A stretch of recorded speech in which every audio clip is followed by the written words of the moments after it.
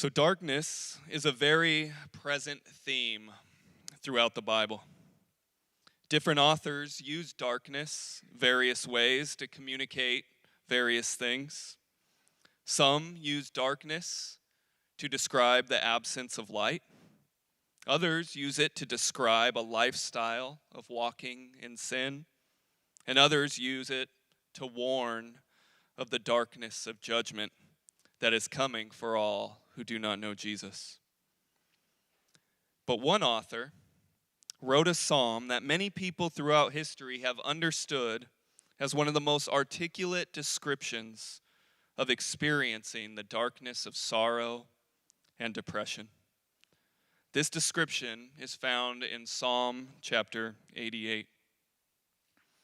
Throughout this psalm, we find a man who is not comfortable putting on a fake smile and saying everything is fine when it's not. No, this psalm welcomes us as spectators into a conversation between this man and God that is both raw and honest. And for some of you, in a weird way, that kind of talk is freeing because it helps give words to the darkness that you often feel and experience. Listen to some of the statements from Psalm 88. I am counted among those who go down to the pit. I am a man who has no strength. Talking to God, he says, you have put me in the depths of the pit, in the regions of the dark and deep.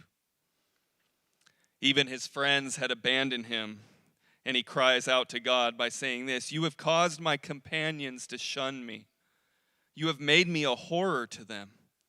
I am shut in so that I cannot escape. My eye grows dim through sorrow. Every day I call upon you. O Lord, I spread out my hands to you. He goes on to say, O Lord, why do you cast my soul away? Why do you hide your face from me? All of this and more in the psalm causes the psalmist to conclude the psalm by crying out, darkness has become my only companion. Darkness has become my only companion. Some of you in here are hearing this and you're whispering, someone finally understands. You look around most days and see people laughing while it takes every ounce of power you have to keep from crying in public. Where the sun seems to light up the world, you feel like you see everything through tinted lenses. Getting out of bed has become a chore, and getting back into bed only makes you anxious because you have to repeat it again the next day. Some of you have lost friends and family, wondering, will darkness have the last word? You've tried pleading with God only to find silence, again causing you to question, will darkness have the last word? Some of you may relate to Andrew Peterson's lyrics when he sings, there's a woman at home and she's praying for a light.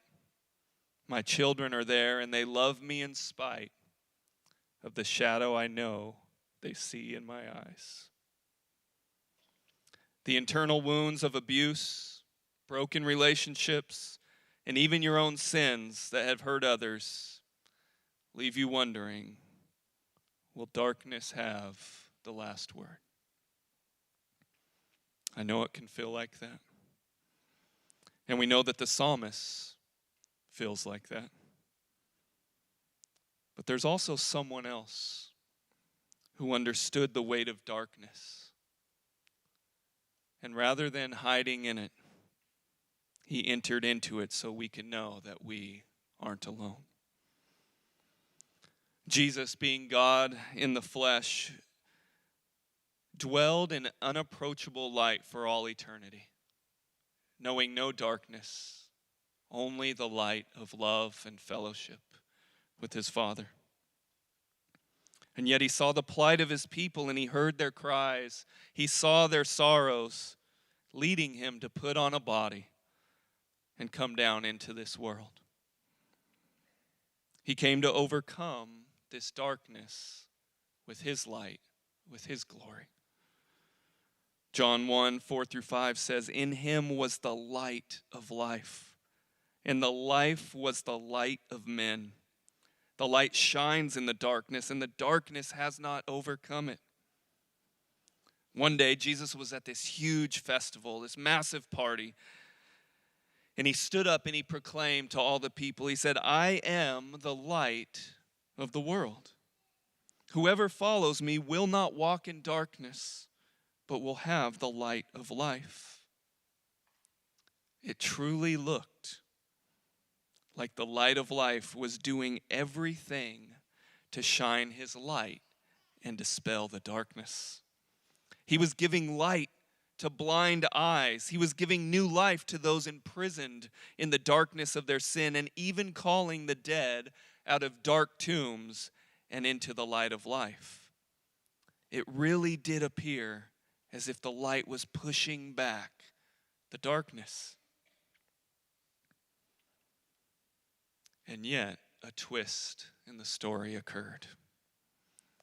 Despite him being the light of life, darkness seemed to descend upon him one night. After eating Passover with his friends, he tells them he is greatly troubled. The darkness comes upon him, and as he falls to his knees and prays to his Father that this cup of suffering that he sees coming would pass, the darkness starts to squeeze blood from his pores. And like the author of Psalm 88, all of Jesus' friends abandon him. He's falsely arrested, and he's left completely alone. Would the darkness prove to be stronger than the light after all? The darkness continued to grow darker and darker as the light of the world is hung upon a Roman cross. Matthew tells us that from noon until 3 p.m., that which should be the brightest part of the day, that there was darkness over all of the land. Right then, as the light of the world hung upon the cross, darkness seemed to be taking over every square inch of the light. Of course it would happen this way, some must think. The darkness always has the last word. And if we thought it couldn't get much worse, the light of the world cries out in the very next verse, my God, why have you forsaken me?" Any semblance of hope one might have had is swallowed up by the darkness, because not even this man who did so much good could escape the billowing floods of darkness that day. So, like the spectators did then, we stop looking at the horrendous act of the cross, and we walk away saying with the psalmist, "Darkness has become my only companion."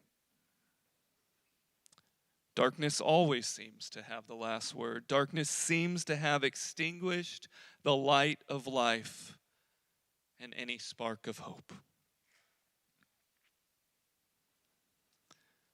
But then you look at this little phrase tucked away in Psalm 88, where the psalmist asks, "Do you work wonders for the dead? Do the departed rise up to praise you?"